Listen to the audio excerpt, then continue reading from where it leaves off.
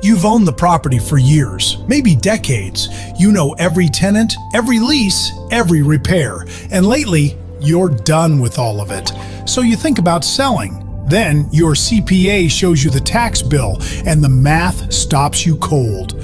Your advisor suggests a 1031 exchange. You defer the tax, but you're still a landlord. Same headaches, different building. There's a better way. It's called a 721 exchange. Instead of trading your property for another property, you contribute it to a real estate fund. In return, you receive fund shares of equal value. The transfer is tax-deferred. The fund owns the building. You own a piece of a diversified portfolio. You collect passive income. You stop managing. And when you pass, your heirs receive a stepped-up basis, and the deferred tax can disappear entirely. It's the elegant exit from active real estate. Visit y721.com to learn more,